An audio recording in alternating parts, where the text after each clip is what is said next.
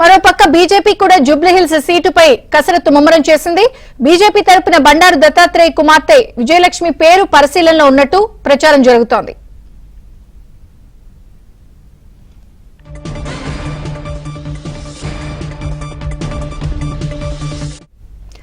జూబ్లీహిల్స్ ఉప ఎన్నిక కోసం బీజేపీ కసరత్తుకు సంబంధించిన వివరాలు రాజేష్ అందిస్తారు. ఎందుకంటే బండారు దత్తాత్రేయ కుమార్తె విజయలక్ష్మి రేస్ లో ఉన్నట్టుగా ప్రచారం నడుస్తోంది. అప్డేట్స్ రాజేష్ అందిస్తారు. Rajesh, good morning. మొత్తానికి తెలంగాణ రాజకీయాల్లో జూబ్లీహిల్స్ ఉప ఎన్నిక అనేటువంటిది హాట్ టాపిక్ గా మారింది. ఇప్పటికే అన్ని రాజకీయ పార్టీలు సీరియస్ గా తమ అభ్యర్థిని బరిలోకి దిప్పేందుకు ప్రయత్నం చేస్తున్నటువంటి నేపథ్యంలో భారతీయ జనతా పార్టీ నుంచి కూడా కొత్తగా బండారు దత్తాత్రేయ కూతురు బండారు విజయలక్ష్మి పేరును జాతీయ నాయకత్వం పరిశీలిస్తున్నట్లు తెలుస్తుంది.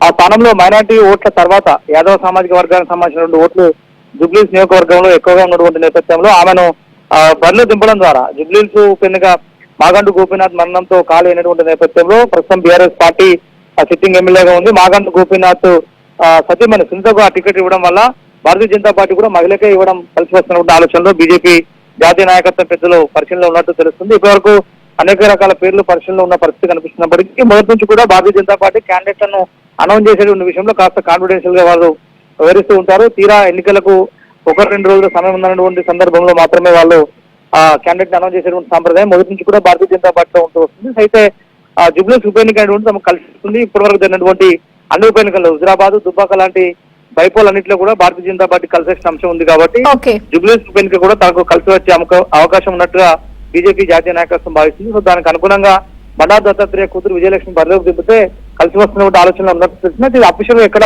కన్ఫర్మ్ కాలేదు, బట్ ఊహాగానాలు మాత్రం తెరపైకి వస్తున్న పరిస్థితి కనిపిస్తుంది. ఈ అంశాన్ని భారతీయ జనతా పార్టీ రాష్ట్ర నాయకత్వం ఇప్పటివరకు అఫీషియల్ గా ఎక్కడ కూడా ధృవీకరించలేదు. Thank you Rajesh.